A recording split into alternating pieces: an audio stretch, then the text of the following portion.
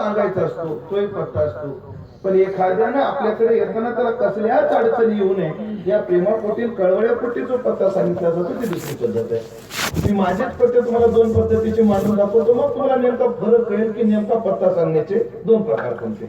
मला जर कोणी विचारलं महाराज तुमचा पत्ता काय, तर माझा सरळ पत्ता आहे उमेश हरिभाऊ दशरथे, मुक्काम पोस्ट तालुका मानवत, जिल्हा परभणी. पण कोणी जेव्हा प्रेमाचं कळकळीचं व्यक्ती जेव्हा विचारतो तुमचा पत्ता कसा आहे, तेव्हा मात्र सांगण्याची पद्धत वेगळी असते.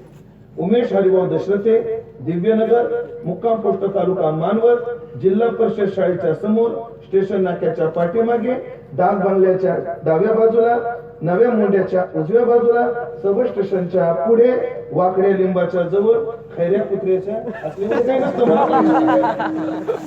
एवढ्या बारकाव्याने पत्ता सांगितला जातो. आज तुकाराम महाराजांनी जो देवाचा पत्ता तुम्हाला आम्हाला सांगितलाय ते दुसऱ्या पद्धतीने. एकूण महाराजांनी अभंगात 6 अवच्छेदकांनी आपल्याला त्याची सूक्ष्मता सांगितलेली आहे की देव कुठे आहे आणि देव त्याच्याजवळ. कोणाजवळ? पहिला अवच्छेदक मांडलं हे विश्व नसून देव आहे असं ज्याला सत्यत्वाने अनुभूतीला आलं, देव त्याच्याजवळ आहे. ज्याच्या जीवनात ज्याचं दर्शन झालं असता पाप नसून जातं, ज्याचं दर्शन झालं असता देव त्याच्याजवळ आहे. ज्याच्या जीवनात कामक्रोधादी विकार चाल करत नाही, देव त्याच्याजवळ आहे. ज्याला सर्व भूताच्या ठिकाणी समत्व दर्शनाला आलेलं आहे, देव त्याच्याजवळ आहे. ज्याच्या जीवनातला भेद सापेक्ष अभेद संपून गेलेला आहे, देव त्याच्याजवळ आहे. आणि ज्याच्या जीवनामध्ये वाद खंडून गेलेला आहे, देव त्याच्याजवळ आहे. विठ्ठला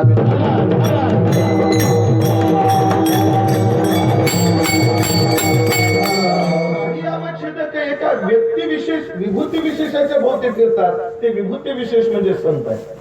हे साई अवच्छेदक त्यांच्या भोवती फिरतात. पण तरी सांगण्याचा बारकावा महाराजांनी आपल्यासमोर ठेवलेला आहे. गोड विचार आहे की अभंगातून देवाचा पत्ता. देवाचा पत्ता तुकाराम महाराज आम्हाला का सांगतात, हा पहिला प्रश्न आहे. का बरं देवाचा पत्ता तुकाराम महाराजांनी सांगावा, आम्ही ऐकावा आणि त्याच्या प्राप्तीचा प्रयत्न करावा, असं नेमकं काय? त्याचा एक विचार अनेक पद्धतीने आपल्याकडे शास्त्रात विचारात आलेला आहे. त्याचा सगळ्यात पहिला मुद्दा जर सांगायचा ठरला तर आम्हाला वेदाने सांगितलंय की काय करा, आत्मावार या दृष्टव्य, त्या परमात्म्याला पहा, याचे दोन अर्थ, पहा, जाणून घ्या, त्याची भेट घ्या. एक तर वेदानच आज्ञा केली म्हणून, किंवा अजून मानव भूमिकेतून जर विचार करायचा ठरला तर दोन शब्द डोक्यात ठेवा. एक शब्द आहे कर्तव्य आणि दुसरा शब्द आहे गरज. विठ्ठला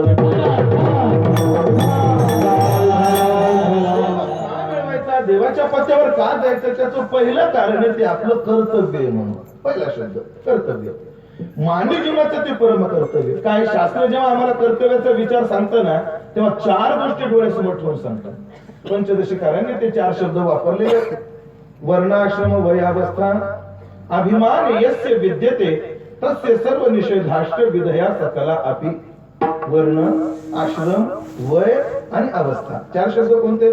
तुम्ही कोण्या वर्णाचे आहात त्यानुसार तुम्हाला कर्तव्याचा विचार शास्त्राने सांगितला. तुम्ही कोणत्या आश्रमाचे आहात त्या आश्रमानुसार कर्तव्याचा विचार सांगितला. वर्ण आश्रम, तुमचं वय काय आहे त्या वयानुसार तुमच्या कर्तव्याचा विचार सांगितला. आणि तुमची अवस्था काय आहे त्यानुसार कर्तव्याचा विचार सांगितला. फक्त निर्देश करून जातो, सगळ्याचा विस्तार मी करणार नाही. वर्ण परत्वे कर्तव्याचा विचार पहा. ब्राह्मण, क्षत्रिय, वैश्य, शूद्र, गीतेमध्ये आपल्याला 4 वर्णाची कर्म विचारात आणलेली गेलेली आहे. तुम्ही ब्राह्मण असाल तर तुमचं काय कर्तव्य आहे, क्षत्रिय असाल तर काय कर्तव्य आहे, वैश्य असाल तर काय कर्तव्य आहे, शूद्र असाल तर काय कर्तव्य आहे. म्हणजे वर्ण म्हणजे तुम्ही कोणत्या वर्णाचे आहात यानुसार कर्तव्याचा विचार. दुसरं आश्रम पहा. ब्रह्मचर्य, गृहस्थ, वानप्रस्थ आणि संन्यास. तुम्ही ब्रह्मचारी असाल तर काय केलं पाहिजे, तुम्ही गृहस्थ असाल तर काय केलं पाहिजे, तुम्ही वानप्रस्थी असाल तर काय केलं पाहिजे, तुम्ही संन्यासी असाल तर काय केलं पाहिजे, हा एक कर्तव्याचा विचार. तुकाराम महाराजांच्या 2च चरणामध्ये जर सांगायचा ठरला तर ब्रह्मचारी धर्मी भोकावी अक्षरे. आश्रम गृहस्थाने काय करावं, आश्रमी विचार षटकर्मी. वानप्रस्थाने काय करावं, वानप्रस्थी तरी संयोगी वियोग. आणि संन्यासाने काय करावं, संकल्प तो त्या संन्यासाचा. 2 चरणात आपल्याला आश्रमानुसार कर्तव्याचा विचार सांगितला. वर्ण आश्रम झालं. आता वयानुसार पहा. बालपणी काय करावं, तारुण्यात काय करावं, म्हातारपणी काय करावं. एक आहे बाल, तिन्ही अवस्थेत, बालपण, तारुण्य आणि म्हातारपण, तिन्ही अवस्थेत प्रभू चिंतन करणं हे अनिवार्य आहे. पण त्याला जोडून बालपणामध्ये शरीर कमवण्याकडे कल द्यावा, तारुण्यामध्ये पैसा कमवण्याकडे कल द्यावा आणि म्हातारपणात या आसक्तीचा त्याग करून परमात्म्याशी एक रूप होण्याच्या चिंतनाला कल द्यावा. बालपणी काय करावं? शरीर कमवावं, व्यायाम करावा, शरीर कमवावं. बालपणी तारुण्यात काय कमवावं? तारुण्यामध्ये पैसा कमवावा. तोही पैसा कसा कमवायचा तो विस्तार आता सांगत नाही. कसा कमवायचा? काय नाही, 1 किलो गांजा आणायचा, त्याच्या पुढ्या करायच्या, असं नाही. जोडून या धन उत्तम व्यवहारी दास विचारी एक नीट का, म्हणजे तुम्हाला शास्त्राने जे करायला सांगितलं असं विहित कर्मातून मिळवलेला पैसा तारुण्य. आणि म्हातारपणे काय करायचं? तुकाराम महाराज म्हणतात, आता सोडून अवघी चिंता, सगळी चिंता सोडायची आणि प्रभूचं चिंतन करायचं. वर्ण आश्रम वय झालं, आता अवस्थेनुसार पहा. जिज्ञासूने काय करावं, विषयनं काय करावं, पामराने काय करावं, मुक्ताने काय करावं, यानुसार कर्तव्याचा जो विचार आहे तो आहे अवस्था परत्वे कर्तव्याचा विचार. कर्तव्याचा विचार एवढा विस्तार होईल. अजून एक पद्धतीने विस्तार करायचा जर ठरला तर तुम्ही कोणत्या काळात आहात, तुम्ही कोणत्या देशात आहात आणि तुम्ही कोणत्या नात्यामध्ये अनुबद्ध आहात यानुसार कर्तव्याचा विचार आहे. सध्या तुम्ही घरी नाहीये, तुम्ही कुठे आहात? मंडपात आहे, कीर्तनाच्या मंडपात आहे. या मंडपात कर्तव्य तुमचं काय आहे? या ठिकाणी तुम्ही श्रद्धेनं कीर्तन ऐकणं हे तुमचं काय आहे? या देशातलं कर्तव्य. सध्या तुम्ही 9 ते 11 या काळखंडामध्ये आहात आणि कीर्तनाच्या या काळामध्ये आहात. या काळात तुमचं काय कर्तव्य? कीर्तन ऐकता ऐकता प्रभूचं चिंतन करणं. काळ सारावा चिंतने, हा काळ परत्वे कर्तव्याचा विचार आहे. अजून एक सांगतो, नाते परत्वे कर्तव्याचा विचार कसा आहे? तुम्ही जर कोणाचे वडील असाल तर तुम्ही काय केलं पाहिजे? आपल्या मुलाला संस्कार आणि संपत्ती कमवली पाहिजे, तुमचं वडील म्हणून कर्तव्य. तुमचं आई म्हणून काय कर्तव्य? आई म्हणून आपल्या मुलाचं संरक्षण आणि संवर्धन झालं पाहिजे, या दृष्टीने आई म्हणून तुमचं कर्तव्य. तुम्ही जर कोणाच्या पत्नी असाल तर तुमचं काय कर्तव्य? स्वामीची या मनोभावा न चुकीचे हेच परमसेवा. पतीला आवडेल असं वागलं पाहिजे, पतीच्या मनोभावाला ओळखून जगलं पाहिजे, हे तुमचं पत्नी म्हणून कर्तव्य. आणि तुम्ही जर कोणाचे पती असाल, तुम्ही मी आवर्जून म्हणतोय, तुम्ही जर कोणाचे पती असाल, कारण मी कोणाचाच पती नाही म्हणून म्हणतो, आता मोकळं झालं. तुम्ही जर कोणाचे पती असाल तर तुमचं काय कर्तव्य? पती म्हणून माणसाचं एकच कर्तव्य आहे, त्याला दिवसातून 2दा तरी बायको झोडपून मोकळी केली नाही ना. मग तो दिवस आठवतोय का तुम्हाला? तुमचा हात असा होता, तुमच्या हातावर एक मेहंदी लावलेला हात होता, त्याच्यावर कोणतरी पाणी होतच होतं, ब्राह्मण बाजूला काहीतरी मंत्र म्हणत होता. तो दिवस आठवतोय का? बाबा तुमचं लग्न झाले का? तो दिवस आठवत असतो. हात होता, ब्राह्मण पाणी होत, जिचा हात होता तिचा बाप पाणी ओतत होता आणि ब्राह्मण काहीतरी मंत्र म्हणत होता. त्या मंत्राकडे तुमचं लक्ष होतं का? मग होतं कुठं? जिथं असेल तिथं मला जास्त बोलायचं नाही. आणि तेव्हा ब्राह्मण एक मंत्र म्हणत होता, बाबा ही अग्नी आहे, हे आपतायत, मी भूदेव आहे, या तिघांच्या साक्षीने एक शपथ घे की धर्मेच, अर्थेच, कामेच नातिचरामी, नातिचरामी, नातिचरामी. धर्म अर्थ कामात मीची प्रतारणा करणार नाही, हे तुमचं पती म्हणून कर्तव्य आहे. खूप विस्तार होईल, सगळा विस्तार 2 मिनिटं बाजूला ठेवा. माणूस कोणत्या वर्णाश्रम वय अवस्थेचा आहे त्यानुसार कर्तव्याचा विचार, देशकाल वस्तूचा कर्तव्याचा विचार, नात्याच्या अनुबद्धतेनं कर्तव्याचा विचार सगळी सोडून द्या. एकच कर्तव्य डोक्यात ठेवा, माणसाचं माणूस म्हणून काय कर्तव्य. तुकाराम महाराजांनी आम्हाला सांगितलंय, माणसाचं माणूस म्हणून काय कर्तव्य. मनुष्यपणात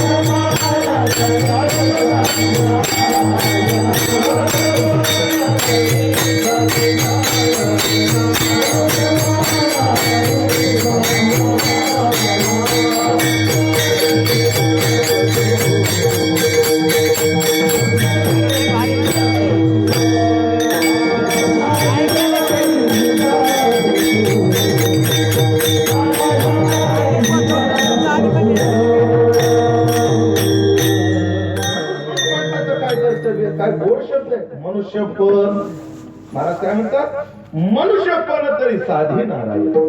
जीवनामध्ये बाकीची कामं बाजूला राहिली तरी चालते, ही कामं होतील आणि नाही झालं तर एवढं बिघडणार नाही. पण देवा बी आपल्यासा केला तर आमचं बिघडणारच बिघडणार. विसरले तया फार हानी होणारे देव विसरण्यामध्ये. मी एक उदाहरण सांगत असतो. जडाचा अभ्यास अवाटणीयाचा बुद्धी, विषय सुखाची परमावधी, आणि जीव तैसा उपाधी आवडे लोका. उपाधीच्या नादी लागला, संसाराच्या नादी लागला, जडाच्या नादी लागला आणि हृदयातल्या रामाला विसरला तर काय होतं. मी लहानांचं उदाहरण आहे, फार मोठं उदाहरण सांगतो. रामप्रभू वनात निघाल्याबरोबर सीता वनात निघाली, सर्वांना माहिती. सीता जेव्हा वनामध्ये निघाली तेव्हा कौशल्य म्हणते, अगं सीते 2-4 साड्या सोबत ठेव. सीता म्हणते, पतीच्या अंगावर वलकल असताना मला भरजरी साड्या नेसण्याचा काय अधिकार आहे. रामाच्या अंगावर वलकल तर माझ्या अंगावर वलकलच. निघाली सीता. पंचवटीमध्ये एके दिवशी निवांत बसली होती आणि समोरून एक हरिण गेलं. मला तुम्हाला विचारायचंय, तुम्हाला रामायण नक्कीच माहिती आहे. ते हरिण सोन्याचं होतं का सोन्यासारखं होतं? सोन्याचं नव्हतं, सोन्यासारखं होतं. आणि सीतेचं लक्ष कशावर गेलं? सोन्यासारख्या हरिणावर गेलं.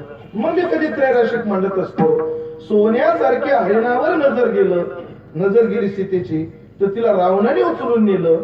मग ज्यांची नजर प्युअर सोन्यावर आहे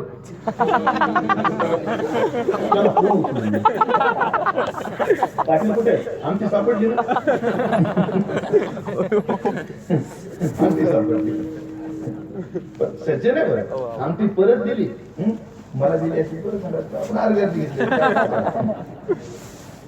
प्युअर सोन्यावर नजर आहे. सीतेचं लक्ष गेलं. मला प्रश्न पडला, एक प्रश्न आहे की सीतेचं लक्ष त्या हरिणावर गेलं, सीतेला त्या हरिणाचं करायचं तरी काय? सीतेला त्या हरिणाच्या कातड्याची चोळी शिवायची होती आणि ती चोळी शिवण्याकरता तिने रामाला पाठवलं. मग पहा, तैसा आणि फळाचे आहावा, हृदय कामा केला रिघावा, की तयाचे घसणी दिवा ज्ञानाचा गेला. हृदयामध्ये अभ्यास निर्माण झाला त्या हरणाच्या कातड्याचा. किती दुर्दैव विलास आहे. काय जीवन आहे.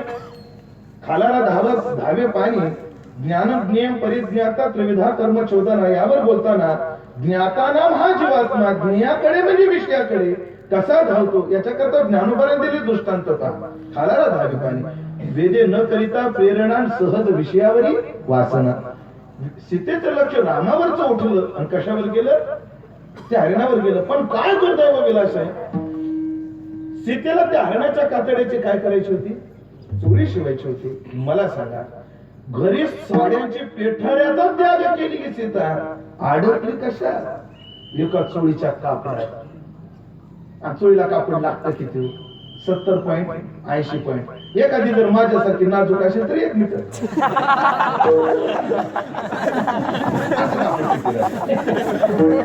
पण एवढं कापड दचकली देखी काय झाली? लचकली. काय माझ्या माप घेऊ नका शिवरायची.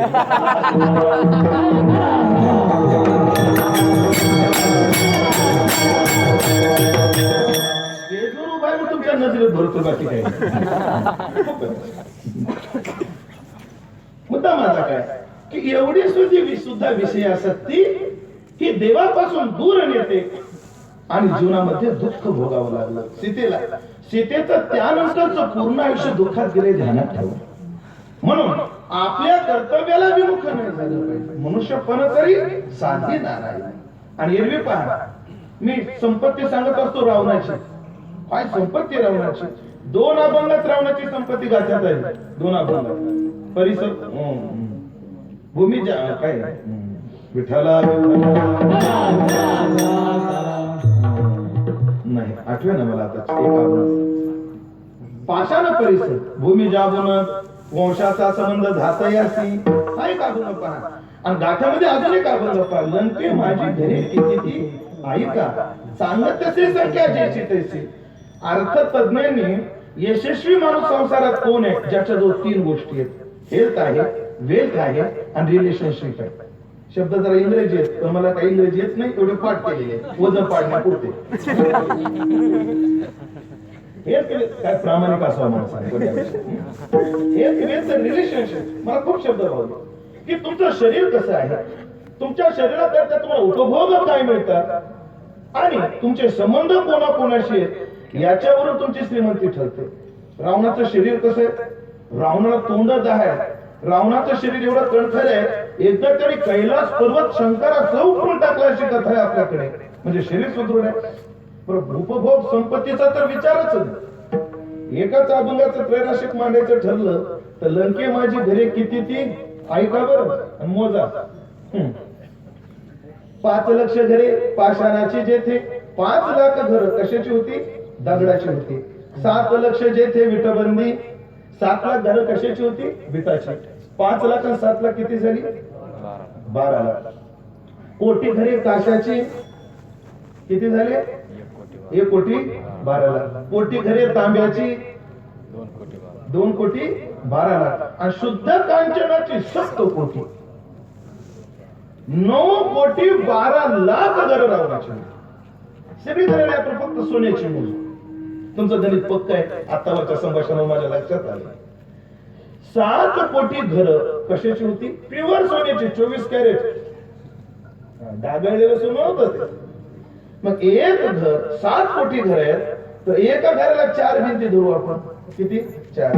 मग 7 कोटी घराच्या भिंती किती झाल्या, बोला.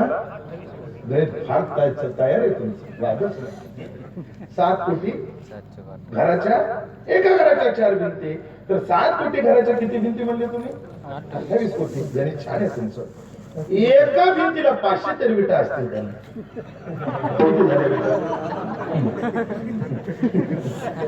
आता कॅल्क्युलेटर पाहिजे, सरडेचे धाव कंपनापर्यंत. आता लय डोक्यात गरम करू नका, घरी गेले हिशोब करा. पण मी सांगतो ते गणित पुन्हा डोक्यामध्ये ठेवा. 7 कोटी प्युअर सोन्याची घर, एका घराला 4 भिंती, मग भिंती किती झाल्या, एका भिंतीला 500 विटा, तर विटा किती झाल्या. एक वीट निदान 5 किलोची, मग किती किलो सोनं झालं, एका किलो मध्ये किती तोळे, मग किती तोळे सोनं झालं. आणि तेवढं तोळ्याचं गणित आल्यानंतर त्याला 30,000 गुणा एवढी संपत्ती रावणाची नव्हती, भेताडात होती, भेताडात. भिंतीमध्ये एवढी संपत्ती होती, संपत्ती होती.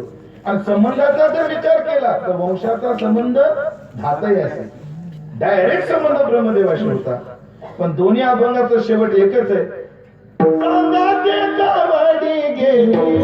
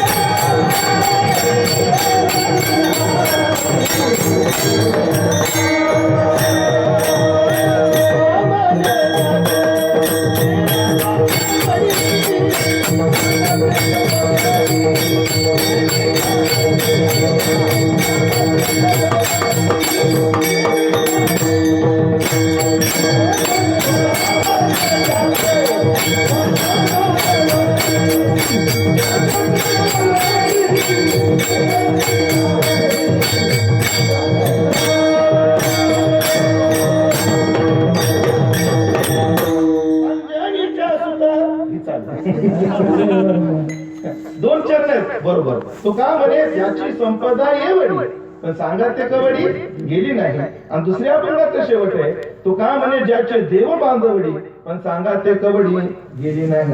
म्हणून काय एकच प्रमाण सर्वांना पाठ असतं, हरीशी विन्मुख तो नर पापिया. म्हणून आमचं कर्तव्य काय आहे, देवप्राप्ती, म्हणून आम्ही देवप्राप्ती केली पाहिजे. एक मुद्दा झाला. पण सगळा जो समाज आहे तो फलश्रुतीकडे विचार करून आचरण करणार आहे. माणसाला अदृष्ट फळ नाही पाहिजे, दृष्ट फळ पाहिजे. मेल्यावर पुण्य होईल, मेल्यावर मोक्ष होईल हे नाही पाहिजे माणसाला. आता जिवंतपणे काय, कारण फळाशिवाय कोणताच माणूस कोणत्याच कार्यात प्रवृत्त होत नाही. आणि पुढचे बोलतो होऊ नये. मला कधी कधी त्या म्हणजे पाठीमाग मी बीएडच्या विद्यार्थ्याची क्यू मला यायची, पण आता इंजिनियर पोराची क्यू येते मला. काय कठीण परिस्थिती झाली. मला कधी कधी प्रश्न पडतो, जे शिक्षण घेण्याकरता आपल्या आयुष्यात 25 वर्ष घालवले, ते शिक्षण जर आमचं 2 वेळचं पोट भरू शकत नसेल तर त्या ज्ञानाचा फायदा काय? त्या शिक्षणाचा फायदा काय? जर आमचं ज्ञान आमचं शिक्षण 2 वेळचं पोट भरू शकत नाही, फायदा काय त्याचा? फायदा पाहिजे. बिना फायद्याच्या कोणत्याच गोष्टी करू नये. म्हणून शास्त्राने सांगितलं, का कसे कधी वादंता हा हे ज्ञान. कावळ्याच्या तोंडात जात किती, पण मोजून फायदा काय? कर्ज बसत ती वार रोमानी, गाढवाच्या अंगावर केस किती, ही जिज्ञासाच आहे. पण मोजून फायदा काय?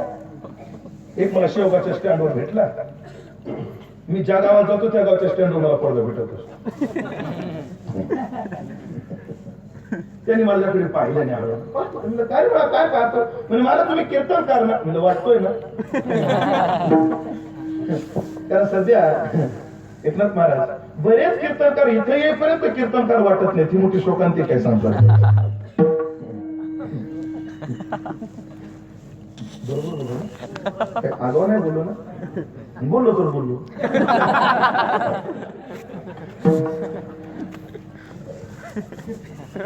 वाटतोय ना म्हणजे. महाराज एक प्रश्न होता म्हणजे विचार काढा. आता मला वाटलं गाथातल्या ज्ञानेश्वरीतला आमचा संबंध काहीतरी प्रश्न विचारले म्हणजे महाराज एक प्रश्न विचार होता म्हणजे काय, समोर तुम्हाला गाढव दिसतंय का? हो. त्याच्या अंगावर केस किती? आता हा प्रश्न आहे का?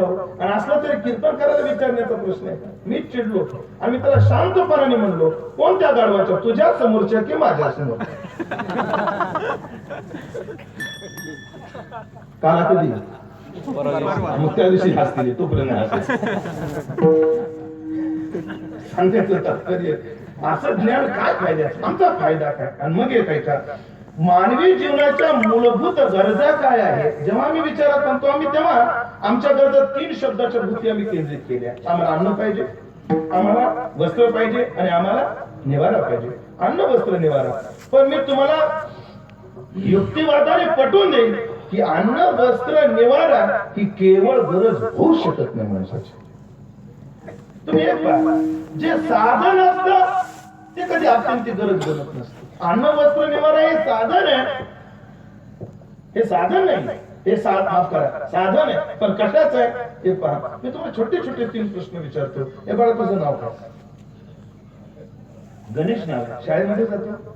कोणत्या वर्गात आहे बाळा? 8वी. म्हणजे तुझं वय 12, 13, 14 वर्ष वय. तुला एक छोटासा प्रश्न विचार, तुला गुलाबजामचं जेवण पाहिजे का सुख पाहिजे? सुख पाहिजे. तू गुलाबजामचं जेवण जरी मागितलं असतं ना, मी तिकडून आणून दिले.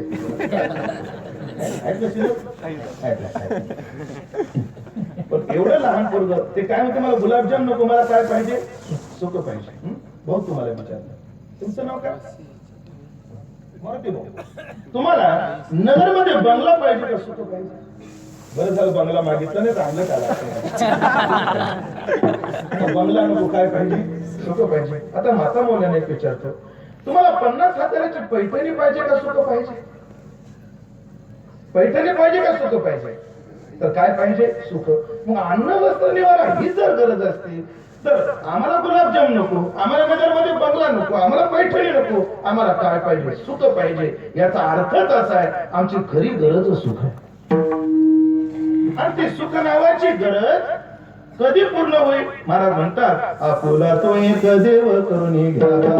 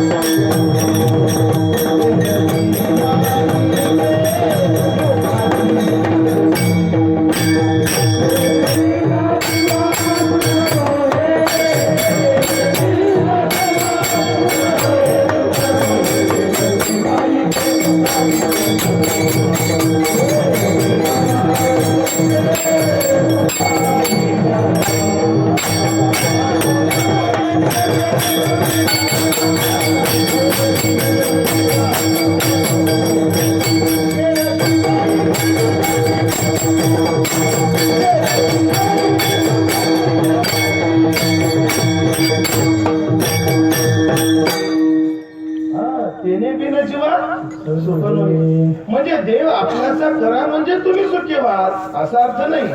त्याच्याशिवाय तुम्ही सुखी होणार नाही असा अर्थ. सांगण्याचं तात्पर्य आमची परम गरज एक आहे ती म्हणजे सुख, आणि ती जर याच्याशिवाय पूर्ण होणार नाही, मग आता पूर्ण आतापर्यंत जे बोललो त्याची गोळाबेरीज करतो. देवप्राप्ती आमची गरजही आहे आणि देवप्राप्ती आमची कर्तव्यही आहे. मग आम्हाला कर्तव्याची जाण राहिली पाहिजे. जर नसेल कर्तव्याची जाण तर गरजेची गरज मात्र सर्वांना. आणि मग सुख समाधान ही जर आमची गरज असेल आणि ती जर देवाला भेटल्याशिवाय पूर्ण होत नसेल तर मग आम्ही काय केलं पाहिजे? देवाच्या पत्त्यावर गेलं पाहिजे. एक पहा, गेलं पाहिजे का? गेलंच पाहिजे. गेलं पाहिजे हे जर अलीकडचं, मग काय गेलंच पाहिजे. कीर्तनात आलं पाहिजे का? आलंच पाहिजे. तमाशाला गेलं पाहिजे का? गेलंच पाहिजे.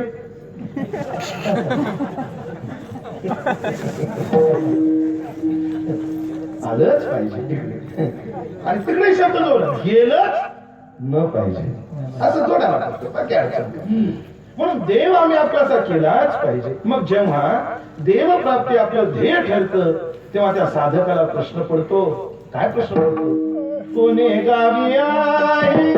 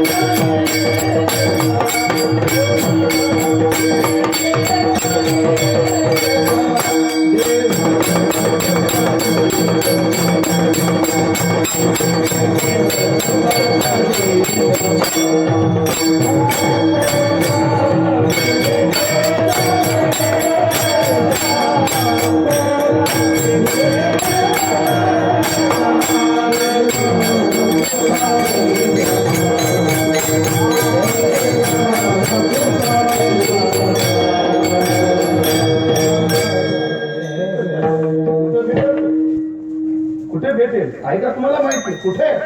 आणि मग अशा साधकाची जिज्ञासा पूर्ण व्हायचं येतं स्थळ आहे ते म्हणजे देव आहे. सोन्याची ओळख सांभाळच करू शकतो. जागे तुम्ही वाटलं झोपले तर काय टाकापासून पाहून जागे. सोन्याची ओळख कोण करू शकतं? सोनार. झाडाचं डिझाईन कोण काढून देऊ शकतं? बघा की इंजिनियर. रोगाचं निदान कोण करू शकतं? आणि हे मैदान कोण भरू शकतं? हिंदुरीकर म्हणतात असं मला वाटतं. तसं देवाची ओळख, देवाचा पत्ता फक्त संत सांगू शकतात. एक दोन प्रमाणे सांगतो, गीतेतल्या ओव्या सांगतो, आपलं श्लोक सांगतो, थांबतो, म्हणजे पुढे जातो, थांबत नाही लगेच, वेळ थांबतो. तद्विधी ते तुम्हाला जाणायचे का? मग काय करा? प्रणिपात करा, पुढे काय करा? सेवा करा, पुन्हा काय करा? प्रश्न विचारा. पण कोणाला विचारा? तो ज्ञानी पाहिजे, तत्वदर्शी पाहिजे. ज्ञानीनच तत्वदर्शन आहे. ते ज्ञान पाय घाबरवे, ते ज्ञान पाय घाबरवे, जरी मनी हाती आणावे तरी संता या भजावे सर्वस्वेचे.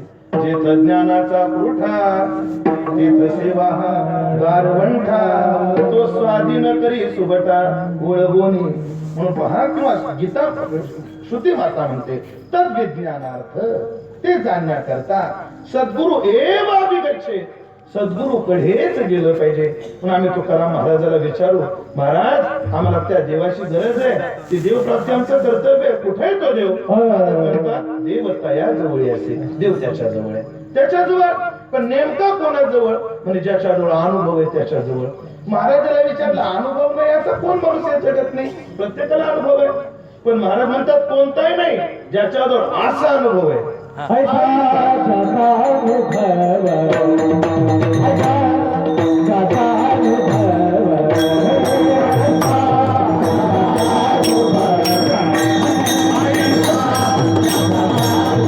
अनुभव आहे पण कसा नाही आईचा, असा अनुभव पाहिजे की विश्व विश्व नसून काय आहे? देव आहे, असा अनुभव आहे. थोडा वेदांताचा विचार सांगतो. वेदांतामध्ये दोन प्रकारचं ज्ञान सांगितलं जातं, एक प्रमाज्ञान आणि एक भ्रमज्ञान. प्रमा कशाला मारायचं, भ्रम कशाला मारायचं? तुम्ही लय डोकं गरम करू नका, एकदम सोपं वाटतं. आधी शास्त्रीय वचन सांगतो. भ्रम कशाला म्हटलंय? अतस्मिन् तद्बुद्धी भ्रम. जिथं जे नाही तिथे ते दिसणं हा भ्रम आहे. आणि जी वस्तू जशी आहे तशी अनुभवाला येणं ही काय आहे? प्रमा. वेदांताचा आवडता दृष्टांत रज्जू स्वरूप. रज्जू रज्जू रूपान जाऊ द्या, रज्जू कशाला द्वार काढून म्हणतो. दोरी दोरी रूपाने दिसणं हे काय आहे? प्रमा. यथार्थ ज्ञान आहे. आणि दोरी दोरीनं दिसतं ते काय दिसणं? साप दिसणं हा काय आहे? भ्रम आहे, भ्रम. मग माणसाला मला सांगा, प्रमाज्ञान असावं की भ्रमज्ञान असावं? प्रमाज्ञान असावं. म्हणजे जी वस्तू जशी तशी अनुभवाला येईल. आता पहा गणेश, झोप झाली बाळा? म्हणजे मला एक सांग, जी वस्तू जशी तशी दिसली पाहिजे, हा काय? हा काय दिसला पाहिजे? हे काय आहे? हा नाही रे, गजरा वाटतं. फुल म्हणणार. हे काय? फुल. हे काय दिसलं पाहिजे? फुलं दिसलं पाहिजे. कल्पना करायचं, विंचू नाही, कल्पना करा. विंचू काय दिसलं पाहिजे? पण विंचू विंचू न दिसता विंचवावर जर फुलाचा भ्रम झाला आणि आपण त्याला हाताला धरलं, त्यानं जर पप्पी घेतली तर काय?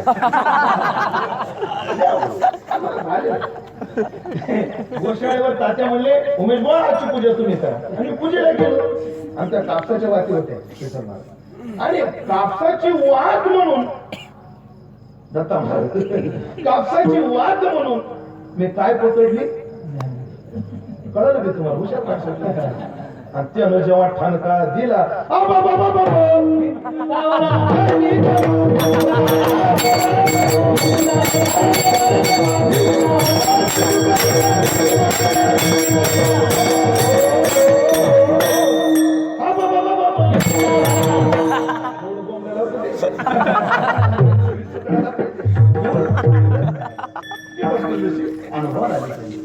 मी प्रमाणित भ्रम तुम्हाला परत सांगतोय. एक सांगा तस या महात्म्याला विश्व विश्व दिसत नाही. या महात्म्याला विश्व काय दिसतंय? देव दिसतोय. खरं तर विश्व विश्व दिसायला पाहिजे आपल्या नियमानं. जी वस्तू जशी तशी दिसायला पाहिजे. पण मग या महात्म्याला विश्व विश्व न दिसता या महात्म्याला विश्व देव दिसतं. मग ह्यांना झालेलं ज्ञान प्रमारूप आहे की भ्रमरूप आहे? विठाला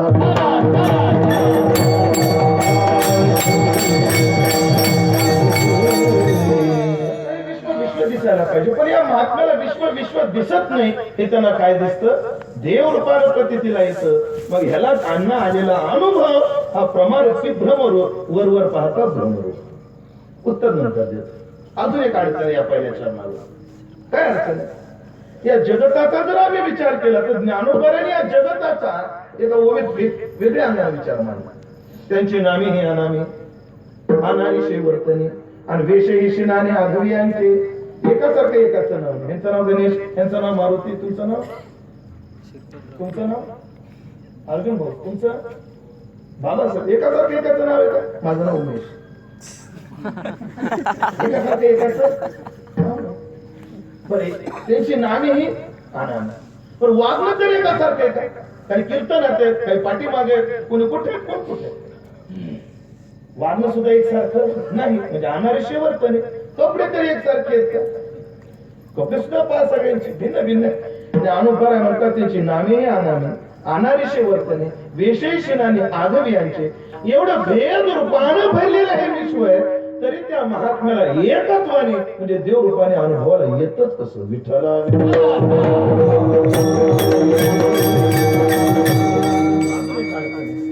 ठीक आहे, येते तर येऊ द्या, येत तर येऊ द्या.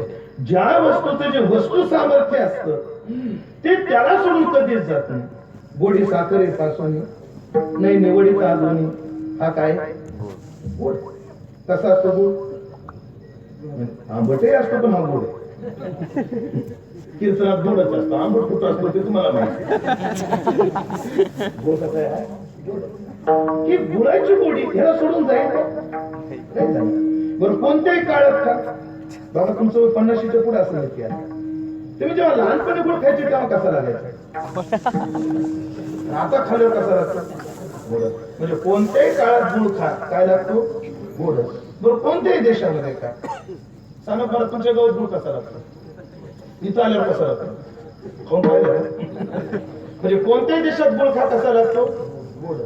बरं कोण येते? माणसानं गुळ खाल्ला तर कसा लागतो? बोला की माता मौलीने खाल्लं तर, कुत्रेने खाल्लं तर, गाढवानं खाल्लं तर. पण म्हणतात ना गाढवाला गोळ्याची चव नसते.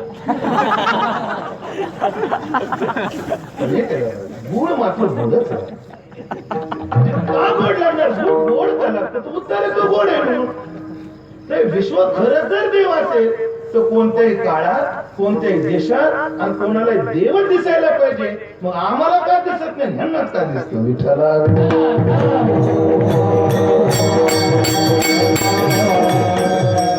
वेदांताची सगळी बैठक याच्यावरच आहे.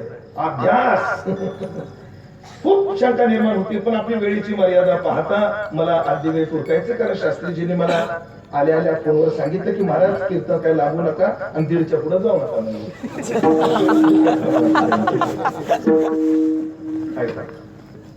पहिली शंका आहे की महात्म्याला आलेला अनुभव प्रमारूप आहे की भ्रमरूप आहे. यांना विश्व विश्व दिसत नाही, यांना देव दिसतो. यांना आलेला अनुभव कसा? तर उत्तर स्पष्ट आहे. तो अनुभव त्यांचा कसा आहे? प्रमारूप आहे. उलट आम्हाला आलेला तो भ्रमात्मक अनुभव. ते विश्व विश्व आम्हाला दिसतं ना, हा आमचा काय आहे? भ्रम आहे. भ्रम त्या मात्र का बरं? आता वाक्य झालं नाही. प्रतिज्ञा मात्र वस्तुस्थिती आपली तो लक्षणाप्रमाणात पटवून द्या. त्याचं कारण एक आहे, महात्म्याची नजर ही कार्याची नजर नाही, महात्म्याची नजर ही कारणाची. या उपाधी माझी गुप्त चैतन्याचे सर्वगत ते तत्वज्ञ संत सतत किंवा जे पाठ असेल तो स्वीकारे ती. म्हणजे काय? या कपड्याकडे मी पाहिजे तेव्हा मी ह्याला शर्ट म्हणेन, याला धोतर म्हणेन, याला उपरणं म्हणेन, याला फेटा म्हणेन. पण जेव्हा याच्या कारणाच्या नजरेने आम्ही जेव्हा जातो तेव्हा मात्र हे काय दिसेल? नाम मात्र लुगडे आणि एरवी सुतची ते उघडे. चांगल्या पाश्चात्यामध्ये ज्ञानोबा आहे. नाम मात्र लुगडे, नाम मात्र कपडे, एरवी ते काय आहे? सुतच आहे. आणि मग महात्मा माईक पाहत नाही, माईक उपहित चैतन्य पाहतो. महात्मा गजरा नाही पाहत, महात्मा गजरा उपहित चैतन्य पाहतो. महात्मा पक्वाज नाही पाहत, पक्वाज उपहित चैतन्य पाहतो. आणि ते एकत्वाने असल्यामुळे, त्याचाच हा विलास असल्यामुळे, त्याच्यामध्ये एकाचा विस्तारू ते हे जग असं ते एकच त्या तत्वाला पाहत असल्यामुळे, तत्वज्ञ असल्यामुळे तत्वार्थीचा देखणा पाया देखणा जो असे देखणे असल्यामुळे त्यांना आलेला अनुभव यथार्थ आहे. उलट आपल्याला आलेला अनुभव भ्रमिष्ट आहे. दुसरी, एवढं भेदमत मात्र जग असताना एकत्वाने का अनुभवाला येतं? कारण सिद्धांत आहे. महात्मा तत्व पाहतो आणि आमच्याकडे तत्वाबद्दल बोलताना श्रुती माता म्हणते एक एव अद्वितीयम, एकमेवाद्वितीयम ब्रह्म, ते एकच आहे. किंवा अजून एका ठिकाणी श्रुती माता म्हणते एको देवा, हा देव काही साचरा नाही, देव काय आहे, एकच आहे. पण एकच एकाकडे नजर असल्यामुळे एकच तो पाहतो. अभंग नाथांचा गातो एका, ध्यातो एका, निरंजनी पाहतो एका, निरंजनी पाहतो एका, आपली एका, सगुनी एका, सगळं एकच वाणी ते पाहतो. आणि या जगाकडे काय पाहतो म्हणून काय काय भागीरथा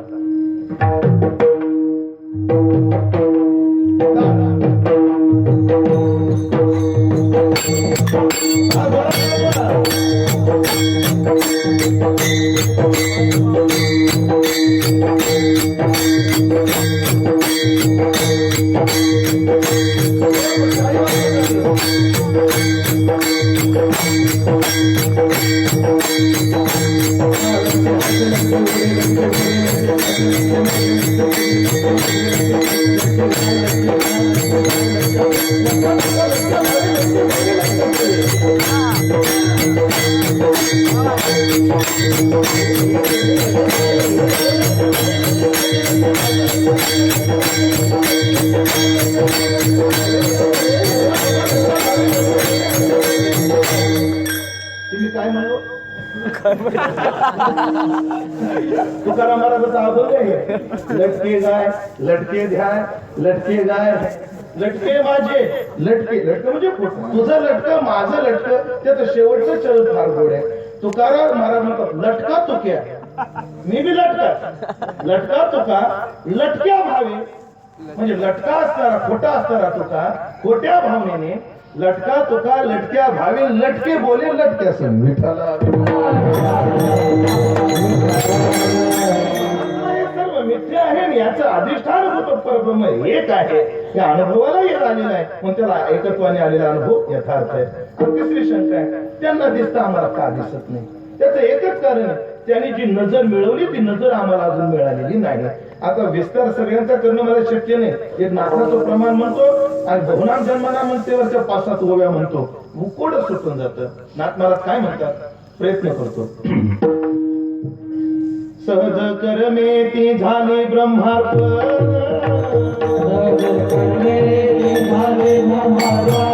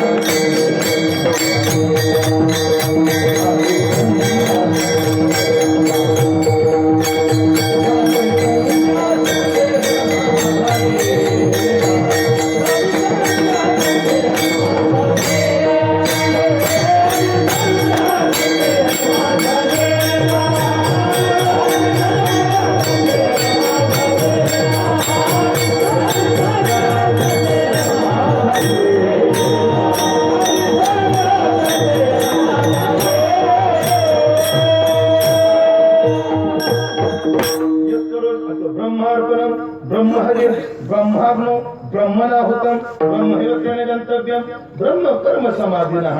हा सगळ्यात श्रेष्ठ यज्ञ त्याला घडलेला आहे. 8 प्रकारचे यज्ञ आहेत. तो यज्ञ त्याला घडलेला आहे आणि सहज कर्मे ती ब्रह्मार्पण झाल्यामुळे आता जन नाही, हा त्याला जनार्दन दिसतोय.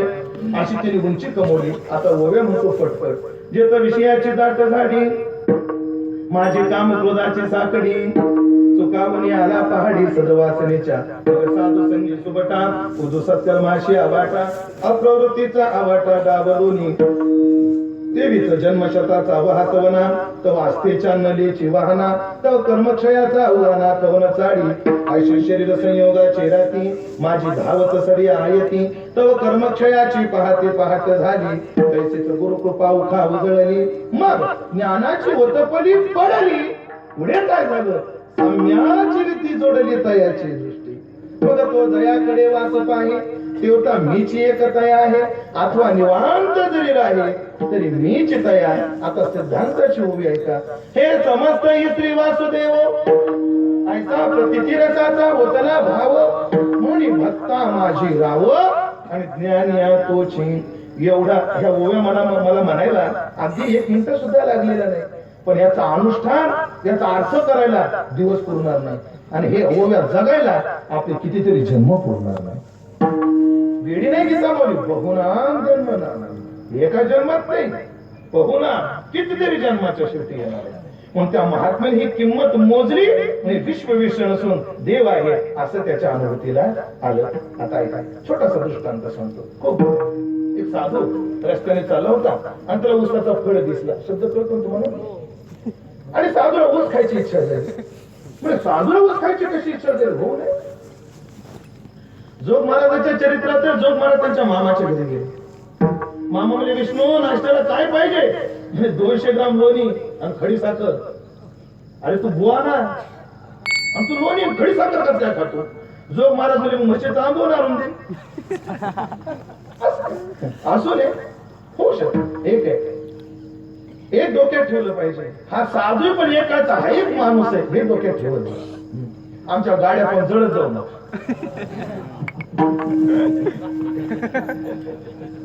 तुम्ही जळत नाही, मी जळणाऱ्याला बोलतो. इथं कोणी जळणार नाही पण जळणारे असतीलच ना. त्यांना सांगा जरा असा तू म्हणजे मला मारा. साधूला ऊस खायची इच्छा झाली. साधून ऊस तोडला. आता बाजूला जाऊ खावा काय. साधू तिथेच बांधावर काय भाज्या त्याला धुरा म्हणतात तुझ्याकडे काय म्हणतात बांधावर बसून ऊस खात बसला साधू त्या ठिकाणी. आणि रोज ऊस चोरीला जात होता. कोण चोरून नेतो याच्या पाळीतून मारत होता. आणि त्याने पाहिलं हा भाम काय त्याला काय माहिती. हा साधू तो गच्चू पाठी मागून गेला. ऊस तोडला कासा फिरवला आणि खान एवढे बरं झाले. अभक्ताच्या गावी साधू म्हणजे काय? तुकाराम महाराज म्हणतात अभक्ताच्या गावात साधू गेला त्या साधूची किंमत त्या गावाला काय? दृष्टांत दिला महाराजांनी. वाघ वाडा गाय सापडली. वाघांचा वाडा त्याच्यात गाय सापडली नाही. पण घाव वरवी लागला. साधू बेशुद्ध पडला. त्याला वाटलं काय बरं वाईट होईल आपल्यावर येईल. तर त्या साधूला उचलून रस्त्यावर नेऊन टाकला. त्या रस्त्यावर एक सज्जन सावकार चालला होता. त्याला पाहिलं अरे हे तर साधू आहे. आमच्या नारळी सत्य त्यांचे कीर्तन झालं. त्याने त्या साधूला उचललं एक हॉस्पिटल मध्ये नेऊन टाकलं. साधू 3 दिवस शुद्धीवर आले. 3 दिवसानंतर शुद्धीवर आल्यावर साधूला भूक लागली. शेजारच्या पेशंटला पाहिलं एक बाई आली होती सफरचंद घेऊन. तिनं पाहिलं त्या माणसाला भूक लागली. एक वाक्य सांगतो ऐका. दुसऱ्याच्या तोंडावरची भूक वाचायला बाईचीच नजर पाहिजे. फक्त नियम एक आहे की बाई शिकलेली नसली पाहिजे.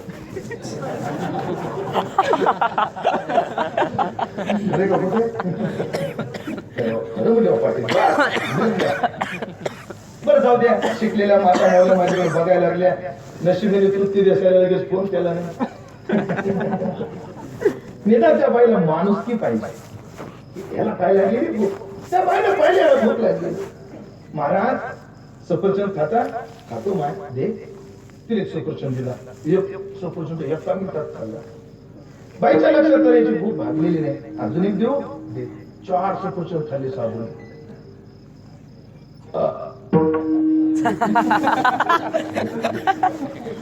आणि आता तर तरी आल्यामुळे साधू निघाला.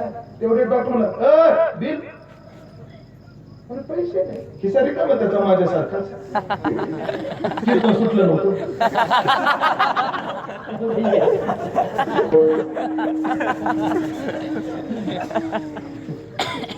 पैसा नाही साधू. बिल द्याशिवाय जमणार आहे. बिल द्या.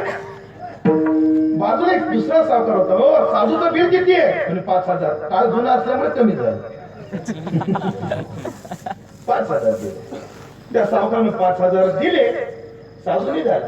साधू सरळ पांडुरंगाच्या मंदिरात गेला. आता पहा माझा मुद्दा इथे आहे. हात जोडून साधू देवाकडे देवासमोर उभा राहिला आणि देवाला पाहून साधू म्हणतोय हे देवा किती रुपयाने म्हटलास रे? 1 रुपयाने येतो मला अवसाने मारून जातोस.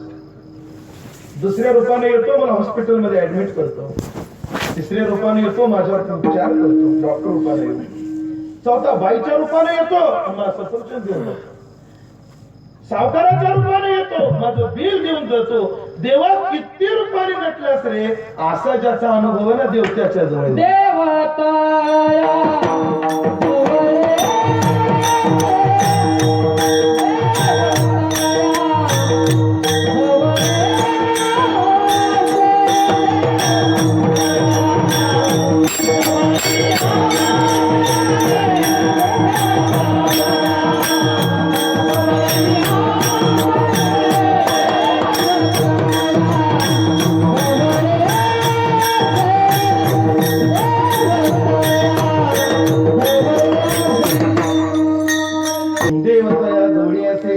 देव त्याच्या जवळ. ज्याला विश्व नसून देव अनुभूतीला आला, देव त्याच्या जवळ. अजून काय सांगितले फलश्रुती? अजून एक मुद्दा सांगितला महाराज. पाप नासे दर्शनी, ज्याचं दर्शन झालं असतं जीवनातलं पाप नासून जातं. पाप नासून जातं. कोणाच्या दर्शनात पाप नासून जातं? सगळ्यांना प्रमाण पाहिजे. धन्य आजी दिन झाले संतांचे दर्शन. आणि मग काय झाली पापाता पातोटी, झाली पापाता झाली पापाचा पातोटी.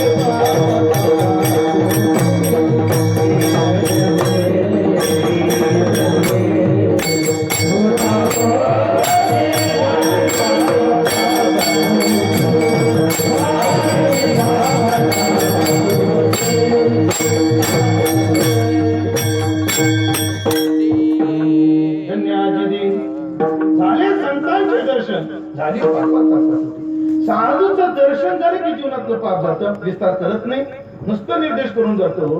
आजामिळाच्या दारात संत आले आणि फक्त सांगितलं, बाळा तुझ्या पोराचं नाव काय ठेव? नारायण ठेव. त्या ठिकाणी डोंगरेजी महाराजांचं एक वाक्य आहे, ऐका, खूप गोड वाक्य.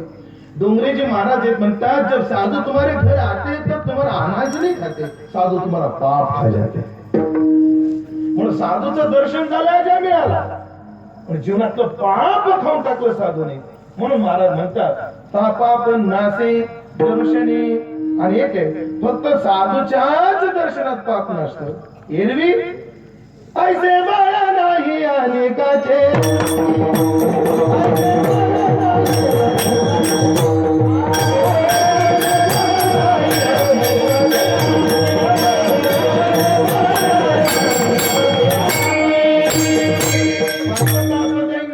जाय उठावटी झाली या बेटी हरिदासांची. ऐसे बाळा नाही,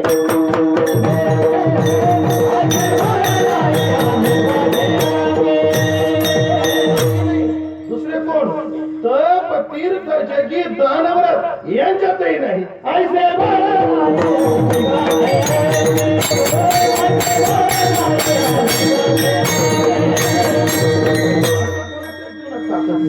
की पाप ताप दैन्य उठाउठी घालवण्याचं. म्हणून साधूच्या दर्शनात जीवनातलं पाप जातं. झाली पापा तापा तुटी, दैन्य गेले उठाउठी. आणि असं ज्याच्या दर्शनात पाप नसतं, देवतया जवळी असे. अजून काम क्रोधा नाही चाली नाही.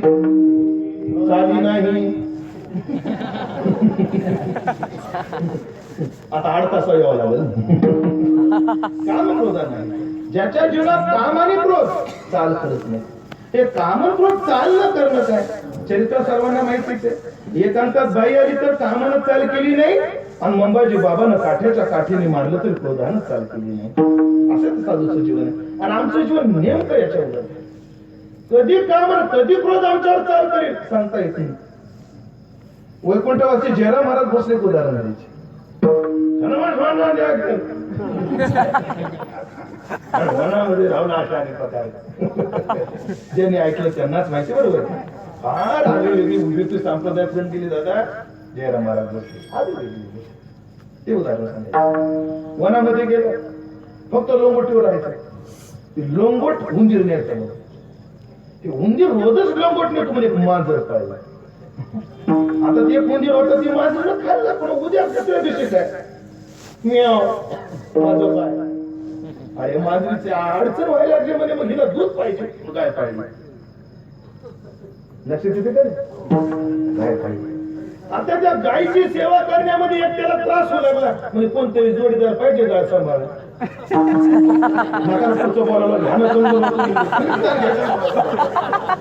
काम कशी चालतो विठाला.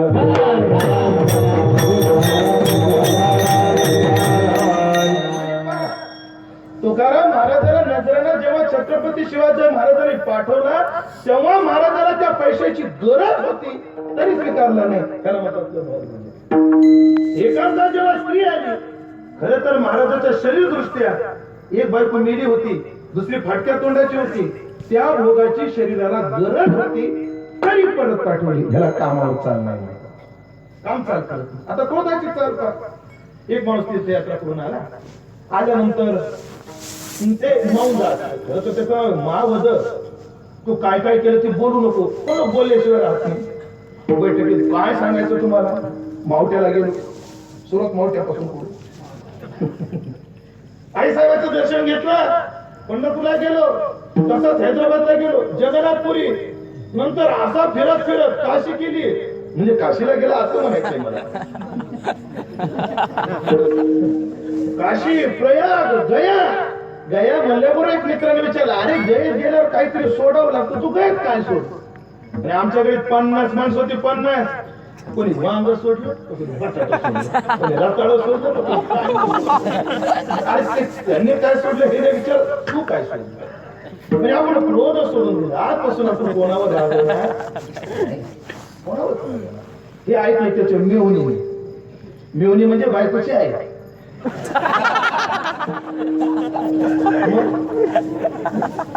तुमचे लग्न झाले सिद्ध झालं असं म्हणतात. ते मेहुणीचं नातं जरा खतामस्करीचं असतं. मला नाही म्हणून विचारते तुला. त्या मेहुणी म्हटलं भाऊजीनं काय सोडलं.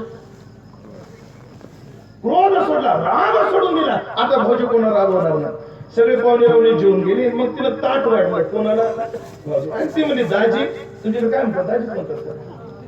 काय लोक दाजी म्हणतात. त्याच्यापेक्षा लेटेस्ट शब्द आहे भाऊजी.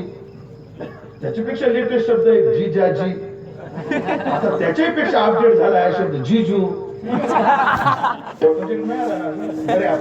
बरे दाजी, दाजी म्हणण्याची मजा येते, जिजू म्हणण्यात मजा नाही.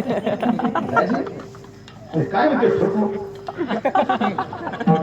तुम्ही गयेमध्ये काय सोडलं. अगं ठकू मी क्रोध सोडलं. आजपासून मी कोणावरच रागवणार नाही. बरं झालं बाई भाऊजी तुम्ही कुठे रागवायचे. बरं झालं. थोड्या वेळाने ती कालवण वाढायला आली. वाढता वाढता परत म्हणजे भाऊजी दाजी तुम्ही मगाशी सांगितलं पण माझ्या लक्षात नाही आलं. तुम्ही काय सोडलं. अगं ठकू मी क्रोध सोडला. आजपासून मी कोणाला रागवणार नाही. आता माझ्या बोलण्याबरोबर माझ्या स्वराकडे लक्ष देणं गरजेचं. अजून थोड्या वेळाने हात वाढता वाढता म्हणून दाजी तुम्ही 2दा सांगितलं बाई पण माझ्या काही ध्यानात नाही. तुम्ही काय सोडलं. ठकू मी तुला 2दा सांगितलं मी क्रोध सोडलाय. आजपासून मी कोणावर रागवणार नाही. ते शेवटचा भाग पुन्हा चांगलीच कमल ती बारामतीची.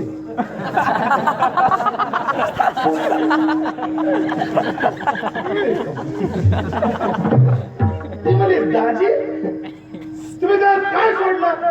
ठके मी तुला 4दा सांगितलं क्रोध सोडणार नाही. आता मी कोणा रागवणार नाही. शेवटी हात झालं पाणी घेऊन नेमका दाजी पकवायच्या